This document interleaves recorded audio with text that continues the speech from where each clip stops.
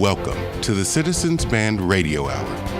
Thoughtful conversations that explore issues of media and journalism, democracy and citizenship. The Citizens Band Radio Hour is sponsored by the Center for Media and Citizenship at the University of Virginia. You can visit the center online at mediaandcitizenship.org. Here's your host, Coy Barefoot. Dahlia Lithwick is the chief legal correspondent for Slate magazine, where she is also a contributing editor and the host of the Amicus podcast. You can get all of her work, listen and read online at slate.com. Dahlia, happy Monday. I hope you had a wonderful weekend, and I'm so glad you're here. Thank you for having me. You sound like you have a cold. I do. Dahlia, want to pick your brain a little bit about the headlines today, the big news, the big breaking news, the indictments against Manafort and his protege, but also perhaps the even bigger news that Trump's former foreign policy advisor on the campaign, George Papadopoulos, has pled guilty to the FBI investigation, and it looks to me like a smoking gun. Here's a guy on the campaign who says, yeah, I was colluding with Russia to find out dirt about Hillary Clinton. What's going on today, Dahlia, and how should we make sense of this? Yeah, it's a lot. I mean, I think that the big bombshell, you're quite right. We knew after last Friday that Bob Mueller was getting ready to indict some folks this morning, and so we knew someone was going to be indicted. I think it was not a huge stretch to believe that it would be former Trump campaign chairman Manafort, because he's been, he was the victim of, you may remember this FBI raid with the guns blazing, and they were coming after him hard from the outset. So yes, I think the sort of what seemed to be the bombshell was that he's been indicted on, and Rick Gates, his business associate, have been indicted on a whole raft of money laundering and lying to the IRS and a whole bunch of charges. But then I think you're quite right in saying that as the smoke was clearing from that, maybe the bigger story going down the line is this Papadopoulos confession, which was unsealed today, effectively saying, okay, this is stuff that I have admitted to the FBI. I've been collaborating and giving information to Mueller ever since, and these are all the things that I was doing when I lied last winter when I was interviewed with the FBI. These are the things I was doing to foster a relationship between Trump and the Russians. And that one actually will be, I think, cut closer to the bone for the Trump administration going forward. And of course, this all may explain why we're hearing so much from Fox News and the Trump administration about uranium.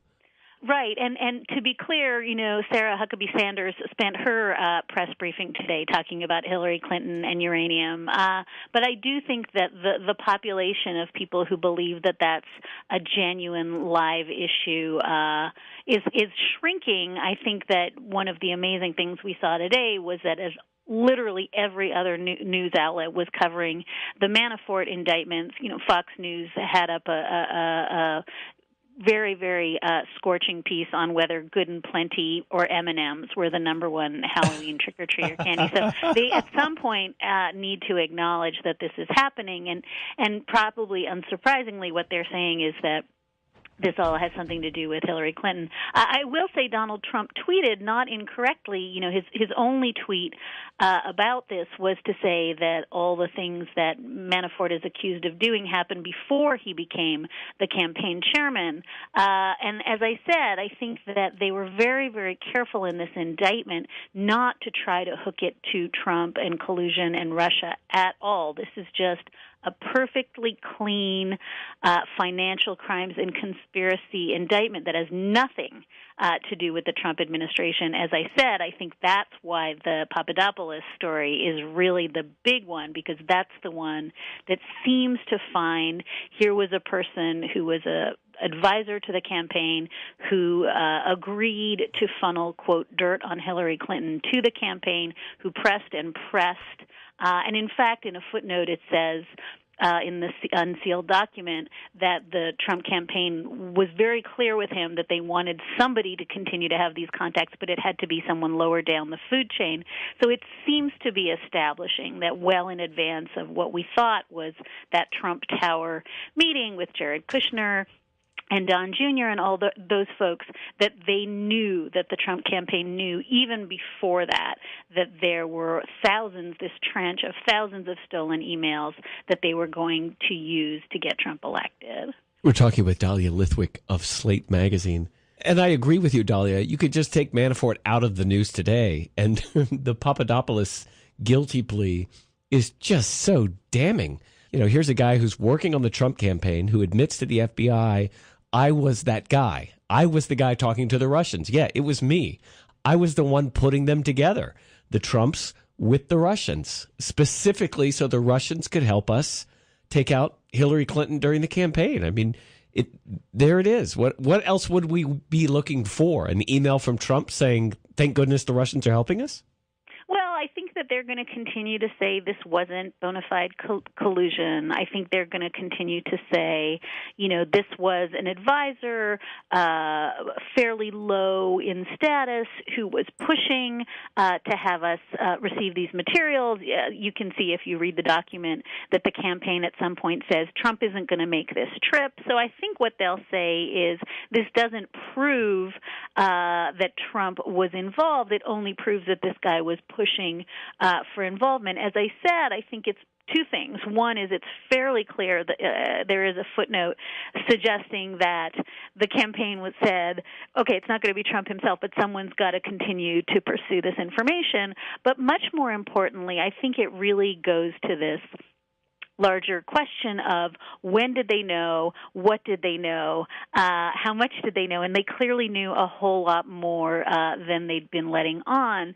It's important to establish that you don't need to show that the Trump campaign affirmatively, agreed to go to Russia and get this information. It really is enough, I think, to show that the campaign knew about these emails, they were trying to open channels to use them, that they lied about it after. Don't forget, it's the lying that gets you. And in fact, that's what gets Papadopoulos, is that he lied about it to FBI investigators and got trapped up, trying to erase his Facebook page and cover it up. So the cliche is it's always the cover-up, and I think both in terms of Papadopoulos and what he's now admitting, and the fact that he says at the end of this document, more or less says, I've been cooperating for months and months. He was arrested months ago, has been cooperated.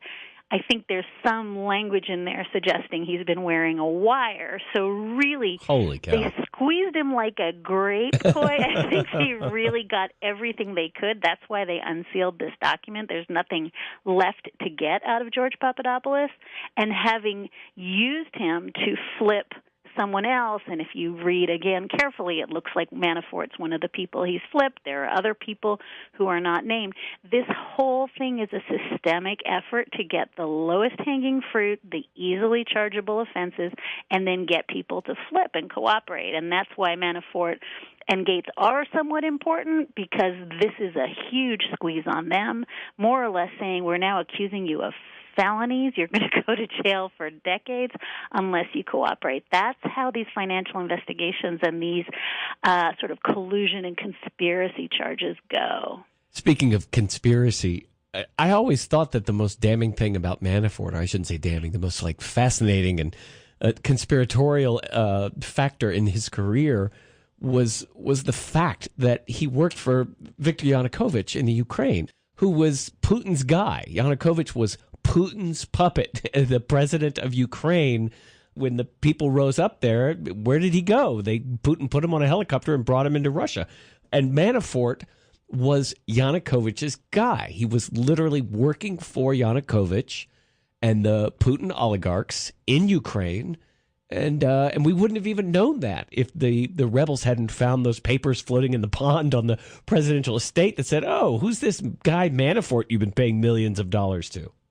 Well, and that's, again, why I think the cover-up is so important. If you go ahead and read this indictment, it is a brick-by-brick, painstakingly crafted case that says he was taking all this money, he was laundering it, he was buying properties in the U.S., then he was falsely, mortgaging them and sort of falsely claiming that they weren't coming from foreign sources of money. I mean, I think the really interesting thing, and I wrote this in a piece that just posted, is that a lot of the conduct he has now been indicted for isn't just taking money from oligarchs. It's the kind of shell corporations and setting up, fake entities in order to launder money and then, do the kinds of things that people who watch this much more closely than I have been saying Jared Kushner and Donald Trump have been doing. And so I think in a strange way, it's a bit of a mirror indictment. It's saying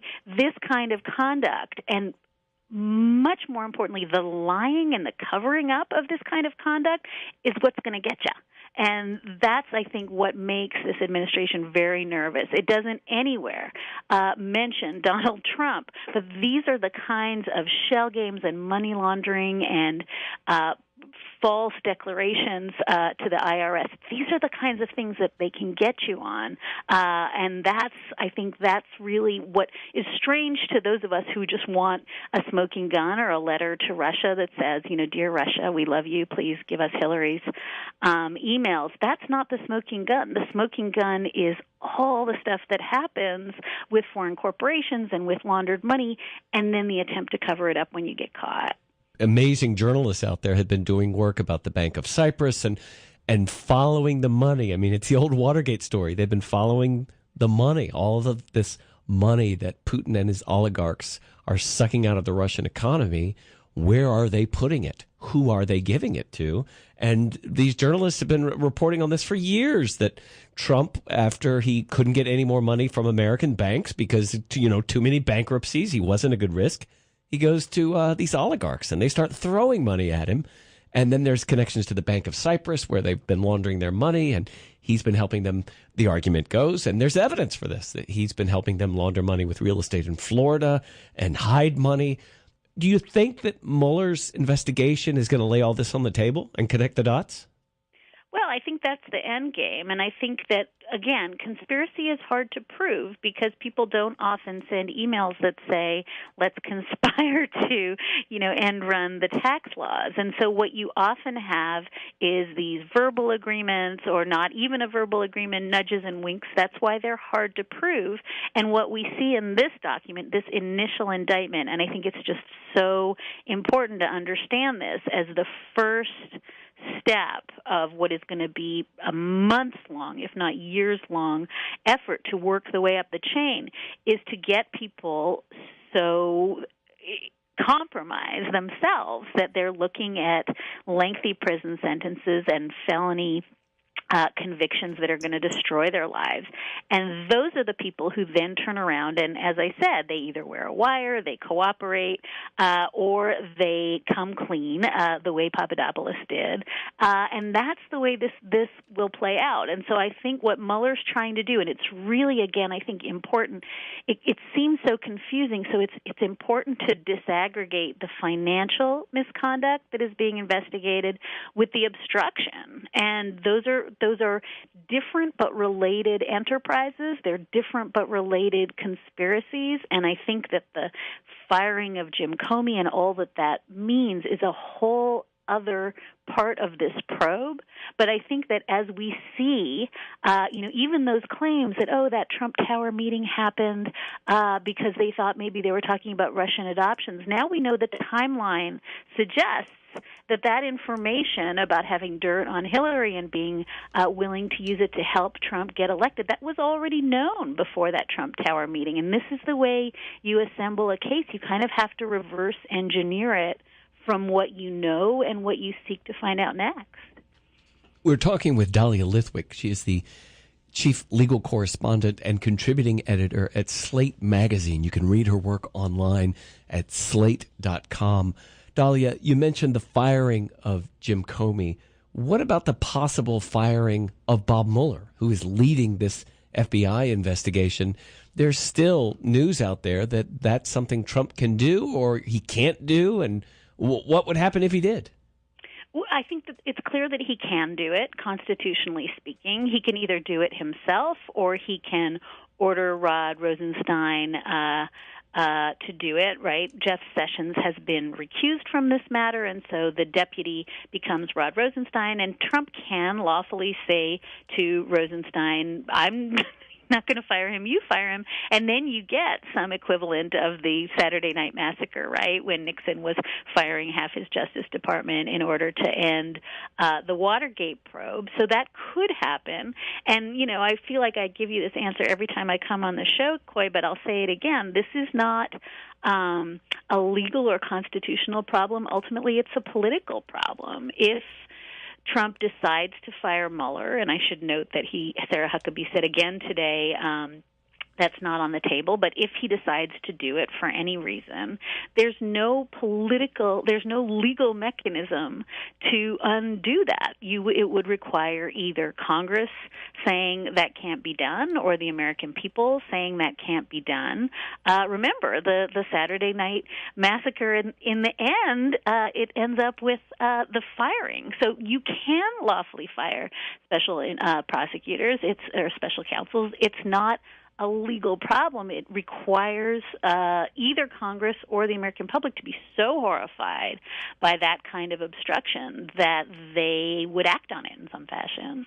Hey, Dahlia, before we move on to talk about the alt-right and free speech and a lot of the legal issues coming out of August 12th here in Charlottesville, just take a moment as a lawyer to explain the nuts and the bolts and the process. What does indictment actually mean against Manafort and his associate, the guy from Richmond, Gates, and what does an admission of guilt to the FBI by Papadopoulos mean?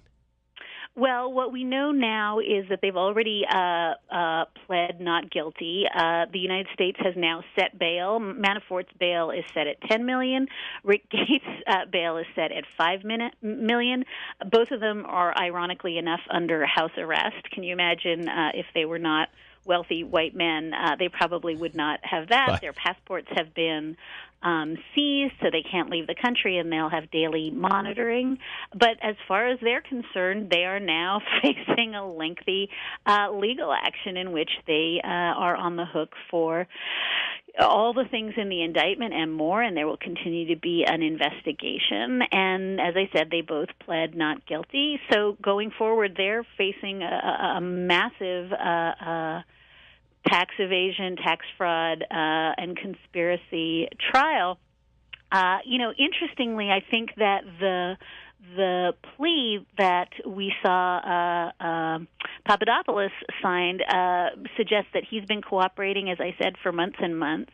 And so now there's going to be a question about going forward what he has leveraged for himself. In other words, what he's going to be on the hook for, because clearly the material fact of the lies that he told initially are what he's on the hook for. So I think that we're just going to see this kind of plod along. It seems to me, if you're a real conspiracy theorist, there's a bunch of names on the court docket between Papadopoulos and Manafort. Those have not been unsealed, so we don't know who that is, but it looks as though there's 5 or 6 other folks who are under the microscope. And I think that now the question really will become whether these folks seek to cooperate. So it's going to be, as I said, a very, very lengthy process, but I think this was Mueller signaling to the president that to the extent that you want to keep saying this is a witch hunt, or that Mueller is out to get you, or that this is all purely partisan, this has nothing to do with you, Mr. President. This has to do with Manafort and Gates.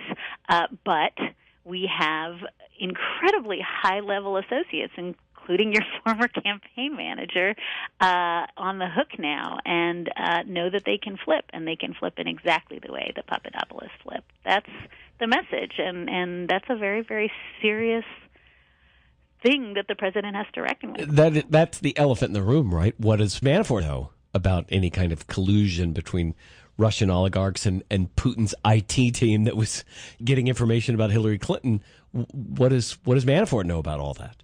That's right. And as I said, it's fairly clear, I think, from the document today that one of the people who talked about what Manafort knew was Papadopoulos, that one of the unnamed parties he's referencing is Manafort. And this is just such a clear piece of signaling that says, we're flipping people. We have flipped other people. We flipped a guy who allowed us to indict a guy today, and that guy was your campaign manager. So I think it is, in as much as you can say, what this is on the Richter scale, I think it's not a huge development, but I think in terms of telling the president that Mueller is deadly serious going forward and that he has people who are willing to talk to him, I think it signals that, and that must be quite terrifying. We are talking with Dahlia Lithwick of Slate Magazine. Dahlia, stay with me. We'll take a very quick break, and when we get back, Charlottesville, Virginia, and August 12th. Moving forward, what do we need to keep in mind? Legal issues, free speech, and more. Stay with me.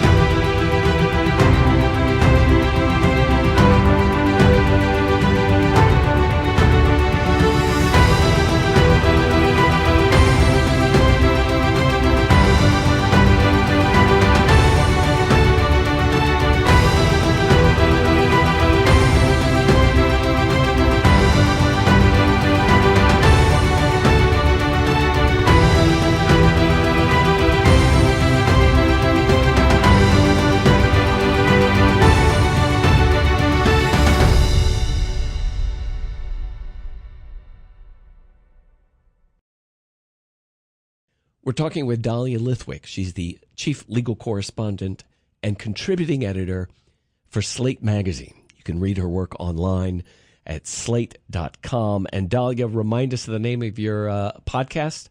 It's called Amicus, and I think we just posted this week's, and it's about the 25th Amendment, which might be timely. Absolutely. Hey, Dahlia, you spoke recently at the University of Virginia. You were talking about some of the legal issues related to August 12th and the Unite the Right rally that was organized by Jason Kessler and Richard Spencer and the alt-right, which was aimed at bringing together some fairly disparate groups on the right, the KKK, the Nazis, the alt-right, hence the title of the event, Unite the Right.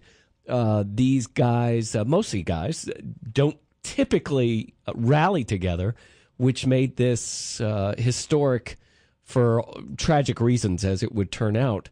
What was the message that you had during your talk the other night, Dahlia?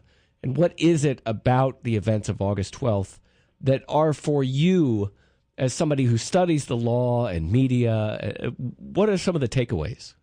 This goes without saying almost when we're talking in Charlottesville about Charlottesville, but I think it was such a hard thing to be dispassionate about what happened, not just August 12th, but, with the KKK in July and what happened with the first Richard Spencer March in the spring. I mean, I think that it was so shocking and horrifying that attempts to distill it into legal doctrine was very, very difficult and complicated. And I think it really pitted throughout the summer people who are purists, believers in the First Amendment. All speech is good. I defend the right of Skokie, Nazis to march in Skokie. I think that it pitted those folks against people who were starting to feel, and I cop to being one of them, that this isn't pure speech and that it cannot be analyzed as a Skokie problem or as a doctrine problem because there was something else going on August 12th. And so I think that the point, and I wrote about this the week after August 12th, and I've been noodling it ever since, is how do we analyze what seems like a pure speech problem when, in this case, there are guns and, shields and body armor involved. And what I was trying to say, and what I have been writing since then, is that I don't think you can analyze it as a pure speech question the minute we live in a post-Heller Second Amendment world. And Heller was the case that the United States in 2008, the U.S. Supreme Court said, no, for the first time we have a right to bear arms that inheres in the individual. Individuals can own a gun in their home for their safety. And I think post-Heller, with the massive uptick in stand your ground laws and open carry laws, and the proposition that you have a Second Amendment right to go to an August 12th march with a gun, then that's no longer a purely speech question. That is a collision between First and Second Amendment rights that the courts just have not caught up to yet, Coy. And that's really the key here, is that we're talking about things that the court hasn't ruled on, that the court really arguably isn't even trying to figure out yet. Well, one of the things that's been really tricky is that the United States Supreme Court heard Heller and decided it in 2008. 2 years later, it applied that same ruling not just to the District of Columbia but to the states, and then refused to take on another gun case. And so we have what's called dicta. We have lots of language in Heller saying, obviously, this is not a boundless right. Obviously, as with all other rights, it can be reasonably regulated. And then the court goes on screensafe, for almost 10 years and tells us nothing about what that might look like. And in the intervening weeks since the march, I've been doing a lot of research, and a lot of interesting groups, including Every Town and other gun violence groups, have been doing research on what the framers thought about the issue of going fully armed to a protest, and what they thought of that, whether that would be in the scope of what Second Amendment protection would contemplate. And I just did a piece recently that was really fascinating, where we unearthed this kind of common law principle that goes way, way, way before the founding, back to British law and the Magna Carta, and that you couldn't go what was called go armed to the terror of the public. And the idea that long before we had a Second Amendment notion in this country, even entities that believed that you had a Second Amendment right to bear arms would not allow you to strap on a gun and go to terrorize other people. And that feels like, and several states still have those laws on the books. North Carolina does. Other states have them on the books. So that feels like it's a long-standing attempt to say that there has to be some line between whatever you think the Second Amendment protects and what we saw people lawfully doing in Charlottesville on August 12th, which is taking a semi-automatic weapon, putting it on their back, and then marching through town. That feels like it should be something that the Constitution contemplates, and I think my research recently is starting to suggest that it actually does contemplate that. It's just that the courts haven't dealt with it square on. And by the way, this is one of the things that I think is so revealing to me, is that we knew even before August 12th that people would be armed. I mean, it was not something that we didn't know going into it. When the court analyzed, the whole fight about the permit and were they going to be moved from Emancipation Park, and that whole question was treated as a straight-on First Amendment speech problem. You almost evaporated the guns and the threat out of the equation in order to say this is a pure doctrinal speech analysis. And that's not wrong. I mean, Skokie clearly says, right, that we know that the Supreme Court clearly says that you have the right, that the Nazis have a right to march in Skokie, Illinois. We know 1969, Brandenburg versus Ohio, we know that unless you are inciting, quote, imminent lawless action, your right to speak is protected. We know all those things. The question is, once you have a semi-automatic weapon in your arms and you're marching en masse literally invading a town that you don't live in, does the calculus change? Does the speech gun weighting change? And I think, as you and I are agreeing here, because doctrine just has not caught up with that problem in this country, the court didn't reckon with it. And of course, the Second Amendment fundamentalists will push back and say, my bearing of arms is not only protected by the Second Amendment, I'm making a statement by having the weapon in my hand, so it's protected by the first too. Well, that is, I think, the single most important takeaway is that this line between what is and what isn't protected by the First Amendment has become so murky in this contemporary culture. And so, right, donations, campaign donations, dark money, that's protected First Amendment speech. Refusing to bake a cake for same-sex couples because even though it violates your state anti-discrimination laws, that's protected First Amendment speech. And as you say, carrying a gun around is also protected First Amendment speech. It's a public performance of your commitment to the Second Amendment. But that's a calculus that makes no sense, just as you cannot say that the First Amendment right to donate unlimited dark money to campaigns swallows all the rest of our statutes, or that the First Amendment right to refuse service to cake to people who want a wedding cake swallows all of our anti-discrimination laws on the book. By the same token, you cannot possibly say my right to perform a First Amendment love letter to my gun swallows all considerations of keeping the peace and public safety. And so I do think that the trick here is claiming that everything is speech, even when it's conduct that's otherwise regulated in order to have a sane legal regime in the country. And so I think you're exactly right. That's the claim, and we've been seeing this, by the way, Coy, for years and years and years. Folks who were open carrying and being asked to leave restaurants were making not Second Amendment claims, but First Amendment claims, saying, no, I'm showing my love of guns, and if people at this Hooters in Florida are offended by that, that's on them. I mean, they are squelching my right to free expression, and it cannot be the case that anything and everything you do while carrying a gun is not just subject to zero protection under the Second Amendment, but also subject to zero regulation under the First. That has to be wrong. But I think that is the argument that the real hardline Second Amendment folks have been pushing for decades, that any regulation of the Second Amendment in any fashion is encroaching on a right that is so broad that it can see no regulation at all. And I think that that's what we have to start to push back on post-August 12th, is the idea that people can be fully armed in complete body armor, dressed up as militias so that you don't know who is a lawful force and who isn't, and come through your town and then say this was entirely a First Amendment activity.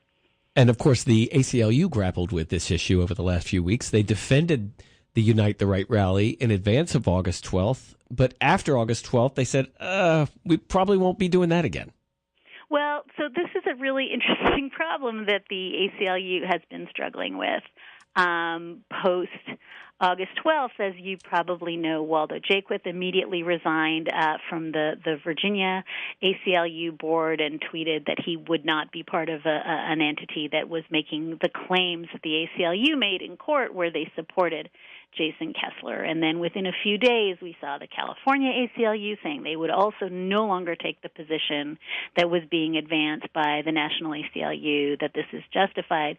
And then we saw really interesting statements coming out of Anthony Romero, who said, actually, we're never, ever going to again take the position that, speaking with guns is protecting speech. And then, interestingly, David Cole, who's the legal director of the ACLU, when I published about this, said, no, you're wrong. The ACLU has never, we haven't changed our position. We've never taken the position that we would defend people who came armed to events. So whether they've changed their position or clarified their position or refined it, clearly I think and I should say, we can chuckle about it, but people at the ACLU on both sides of this issue, folks have resigned, there have been harrowing sort of internal mail about this. This is an incredibly deeply felt issue for people who've been committed to the ACLU for decades, who really do, I think,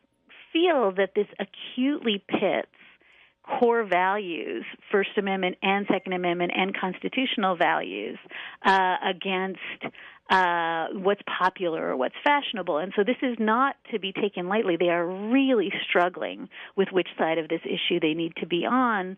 And it's I think they're still kind of breaking their hearts about whether they went too far when they supported Jason Kessler. We're talking with Dahlia Lithwick of Slate magazine.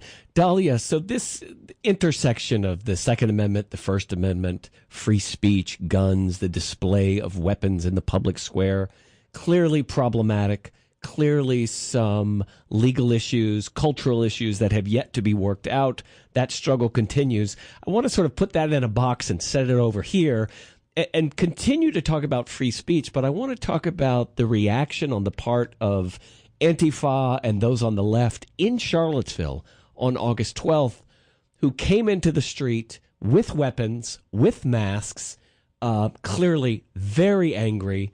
And there's hours and hours and hours of video of this on YouTube.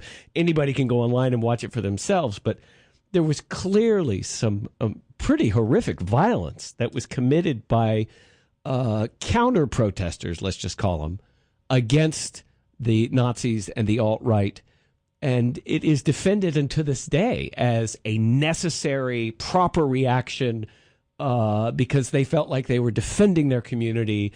They had to do this.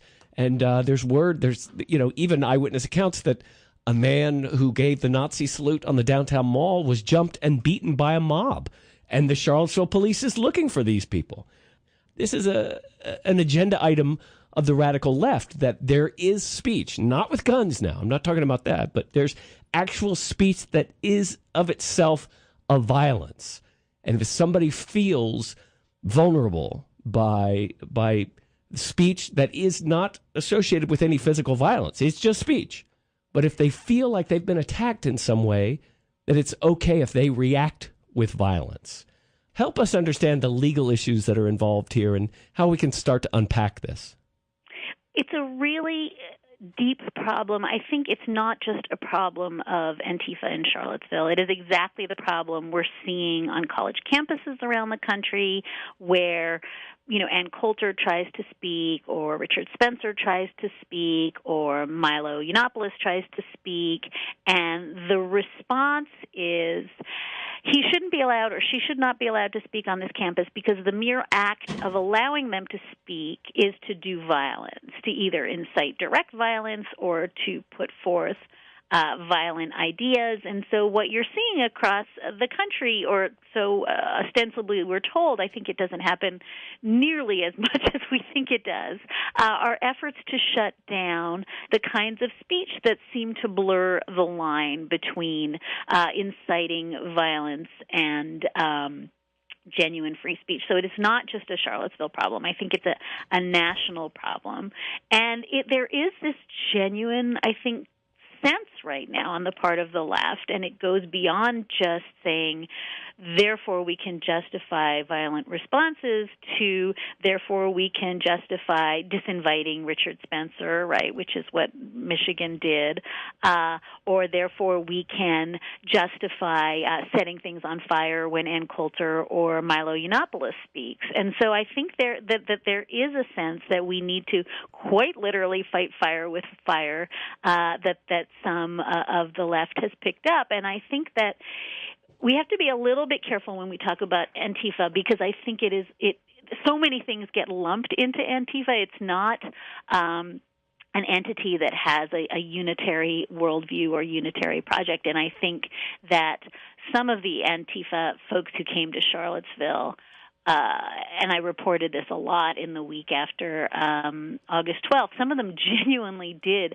step in and protect folks when the police stood down. And I think that they would bitterly resent being linked with the violent or even inciting or promoting violent members of Antifa that you hear about in Berkeley or Oakland. So I think we have to be incredibly careful in who we're calling what. But I do think that the larger question of the huge disparity between the microphone that Richard Spencer or Milo Yiannopoulos gets and the microphone that dissenters get, I think there is a basis to feel that that needs to be equalized in some way. And one of the things that has been beautifully and systematically reported is that a lot of these, quote, campus groups, these grassroots campus groups that are bringing some of the most rabid hateful speakers like Spencer actually turn out to not be campus groups at all. They turned out to be very, very well-funded private entities with millions of dollars to spend on this, and then the campuses are forced to spend millions of dollars in security to protect them. So I think one of the questions keeps coming back to this, is this a level playing field? Is this a playing field in which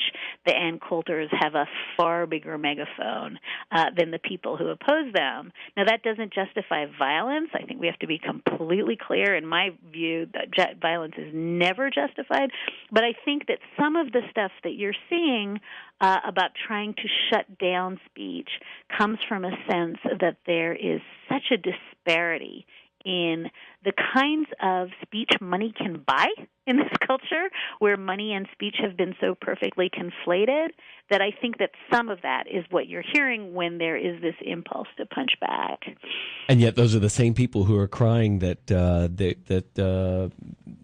they're underdogs and that they have no that no one can hear them, and that their ability to be heard is constantly under threat by the left, and yet they're pretty loud and clear as I see it. Yeah, I mean, I think that part of the complete nervous breakdown we're all having around speech goes back to the point I was trying to make before that I maybe wasn't perfectly clear about. But I think as more and more conduct gets defined as speech, the more we're going to have this problem where is carrying a gun speech or is it a threat? Is donating huge amounts of money to a campaign speech, or is it corruption? And I think until we can pan back a little bit and figure out what the borders of what we think is a rigorous speech protective regime are, money just corrodes and corrupts those basic values. And I think we have to be more mindful in all of these areas of doctrine that we're talking about of the ways in which we have this fantasy, right? You know this better than I do, Coy. The framers have this fantasy of this, marketplace of ideas, and we all come to the market and we have like a little wicker basket full of our ideas, and then we trade them in ways that surface the best ideas and squelch the bad ideas. And I think that we are living in a moment where in 100 different iterations, that marketplace is just broken. And it's broken in part because everyone's talking and nobody's listening, and it's broken in part because I think the corrosive effects of money are making it not a free marketplace of ideas. And I think it's also broken because we have lost the line between speech and conduct, particularly in an Internet age where incitement doesn't require the kind of adorable 1920s tests that the Supreme Court sets out. So I think that there are a lot of ways in which this idea has had real violence to it, and I think that in a weird way the courts are always slow to react, small c conservative, not ever going to be at the cutting edge of thinking about these issues in terms of new technologies, but I think tending to be reactive and always fighting the last war. Dahlia, I want to end with this, and it's the part that concerns me the most. When we hear the alt-right in the public square, it's no secret that the alt-right, these guys despise democracy. They do not like it. They endorse an identitarian nation state based on the white race and authoritarian rule. I mean, Putin is their guy. Putin is a perfect example of what they like, and So the ideals of America are the things that we like to say we believe in. They're clearly being attacked from the radical right. At the same time, the radical left is attacking the very same principles and the very same ideals as just tools of white supremacy, because once upon a time, the slave owners said free speech is good and public education is good and a free press is good. But because of the litmus tests of the left, this test for purity that is often applied to historical figures, well, we can't like anything that somebody like Jefferson stood for because he was a slave owner. So everything that the founders espoused and believed in that came to animate what we believe in as Americans, the radical left has called all of that into suspicion as tools of white supremacy. Democracy itself has been characterized by the people in the counter-protesters in the streets of Charlottesville on August 12th. It's in the videos. It's very clear they don't like democracy either. They think free speech is a tool of white oppression. So what are we to do then, those of us in the middle who see the things that we like to say we believe in being attacked from the right and the left? Look, this is, I think, absolutely the question we need to figure out. And my deep belief, and I don't disagree with you, I think that the radical left and the radical right both are making ends justify the means argument to assail norms and conventions that generally keep us safe. I mean, I think that Antifa, to the extent that Antifa stands for the proposition that nihilism is good and institutions are bad, it is not that different from what Steve Bannon is advocating for on the right. And so I think that, as with all things, moderation has to be the way to go, and that means restoring confidence and faith in institutions. And as painful as that is in Charlottesville, when a lot of people feel deeply let down by the city, deeply let down by the police, deeply let down by their neighbors, particularly their privileged white neighbors, it is completely rational to say, I guess I'm a nihilist too now. I guess I just can't trust institutions. And I think that some of the soul-searching that has happened in town since August 12th is trying to crawl back to having some confidence in institutions that seemed to let us down, from the courts to the cops, to the university, what have you. But I think you're quite right to say that nihilism is nihilism, and that if you believe that nothing but raw power and violence is going to get you where you want to go, then it's hard to see the difference from either side. And it seems to me that the work of this moment, and it's not just a Charlottesville problem, it is a national problem, is what do you do when all public confidence in basic institutions, our courts, our schools, our government, the facts as they exist at all, the notion that there can be truth, all of that has been corroded and eroded in just a heartbeat. How do we start to restore trust in norms instead of laws and in something other than raw power? And I don't have an answer to that. When I'm drinking at 3 a.m., I'm asking the same questions you're asking. But I do absolutely believe if we can't get back to that, then neither side will have won. This was exactly the thing that Steve Bannon promised. This is what he lives for. And I think that if the answer to Steve Bannon is we'll bring you more nihilism and chaos from the left, then he will have won. So we really do need to, and I know how painful it is. I was there all summer. I know what it's like. But if we cannot find our way back to just basic presumptions of government, of good faith, of the existence of truth and fact, then it doesn't redound well for the left or the right. Dahlia Lithwick is the chief legal correspondent for Slate magazine, where she is also a contributing editor and the host of the Amicus podcast. You can get all of her work, listen and read online at slate.com.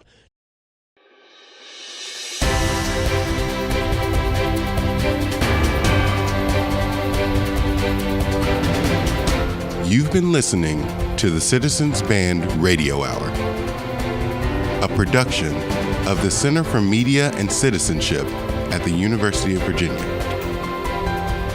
Archived podcasts are available online at mediaandcitizenship.org. The executive producers for the program are Siva Vaidyanathan and Coy Barefoot.